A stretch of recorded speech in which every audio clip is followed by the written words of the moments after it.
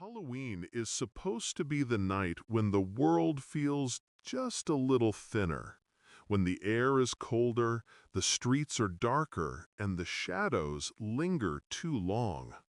But what I'm about to tell you happened after Halloween was over, and I promise you, the scariest part didn't happen on October 31st.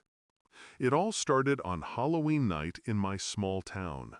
Like every year, kids dressed up, neighbors decorated their porches, and the air smelled like smoke from carved pumpkin candles. I was 17, too old for trick-or-treating, but too young for parties that required fake IDs, so I did what a lot of us did. I hung out with friends, pretended to be braver than I was, and looked for something exciting to do. That's when my friend Tyler suggested the old Miller house. Everyone in town knew about it. A two-story farmhouse just outside of town, abandoned for decades. Rumors said the last family that lived there disappeared without explanation, leaving plates still on the dinner table. Every Halloween, some group of kids dared each other to sneak in. Most didn't make it past the front porch. But this year, Tyler insisted we'd go inside. There were four of us, me, Tyler, his girlfriend Jess, and my best friend Sarah. Armed with flashlights and cheap bravado, we drove out past the last gas station, down the cracked county road where the streetlights stopped. The Miller house sat in the distance, its broken windows reflecting the pale light of the harvest moon. Even from the driveway, I felt something wrong about it. The air was too still. The house looked like it was waiting. Jess laughed nervously and said, "It's just a house." Tyler grinned, "Yeah, a house that's gonna make us legends." So we went inside. The wooden floor groaned under our weight, dust swirling in the beams of our flashlights. The wallpaper peeled like skin, and every door we opened seemed to lead into colder air.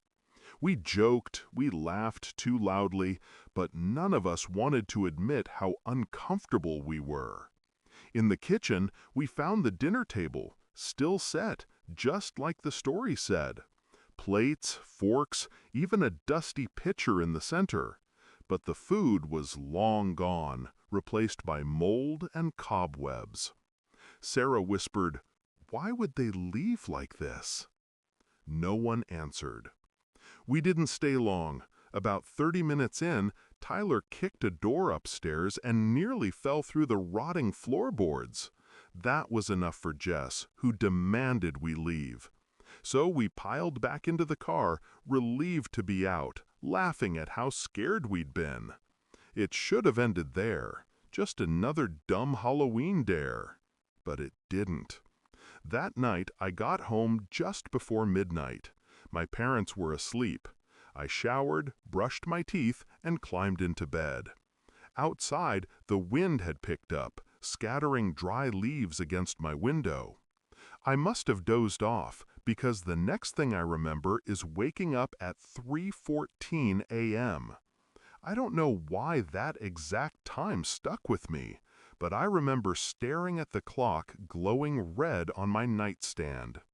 And then, the sound.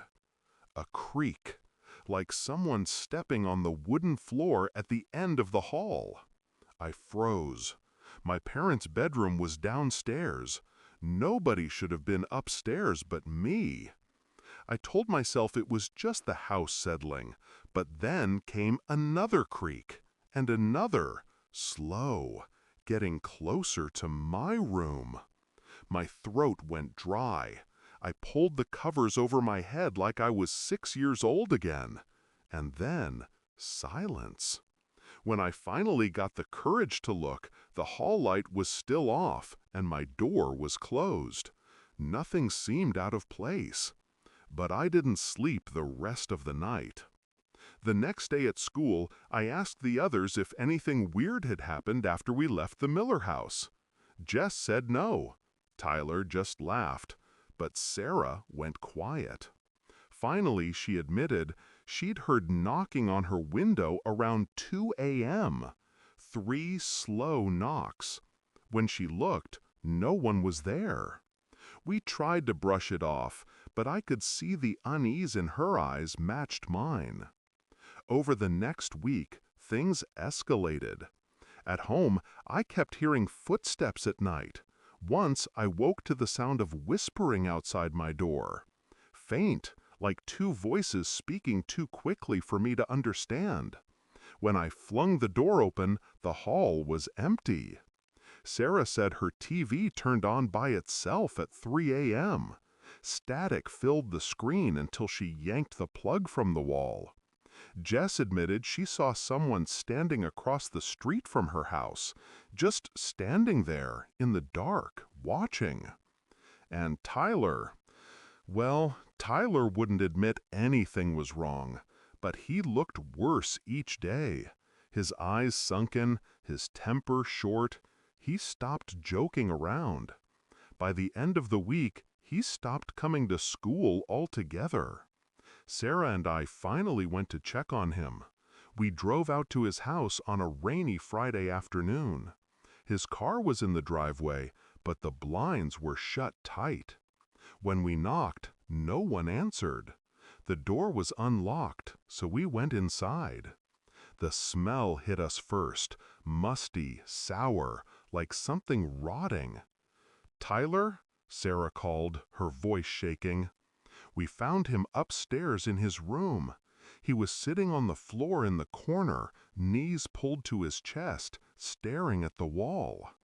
When he looked at us, his eyes were bloodshot, his face pale. "They don't stop," he whispered. "Who doesn't stop?" I asked. "The family, the Millers. They follow you home." Sarah grabbed my arm. "We need to get out of here." But Tyler lunged forward, grabbing my wrist with surprising strength. His nails dug into my skin. "They'll come for you too. Halloween was just the door. It's what comes after that matters." That night, everything came to a head. I was lying in bed, wide awake, when the footsteps started again. Slow, deliberate, moving down the hall. This time, I didn't hide under the covers. I watched as my doorknob turned. The door creaked open, and in the darkness of the hall, I saw them. A man, a woman, and 2 children. Their faces pale, eyes black, clothes old-fashioned. The mother's mouth opened, wider than it should have been, and in a voice like dry leaves rustling, she said, "You shouldn't have come into our house." I couldn't scream, couldn't move. My whole body was locked in place. The father stepped closer, his shadow stretching unnaturally long across my floor. The children whispered, voices overlapping, words I couldn't understand. And then, just as they reached the edge of my bed, I blinked. They were gone. The door was shut. My clock read 3:14 again. The next day, I tried to call Tyler. No answer. By Monday, word spread. His parents found his room empty. No sign of him. He'd disappeared. Jess transferred schools 2 weeks later. Sarah refused to talk about what happened. And me? I don't go out on Halloween anymore. Because I learned the hard way. Halloween wasn't the scariest part. It was everything that came after. If you ever think about exploring an abandoned house on Halloween, remember this. Sometimes the night isn't the problem. Sometimes the real horror begins when the night is over.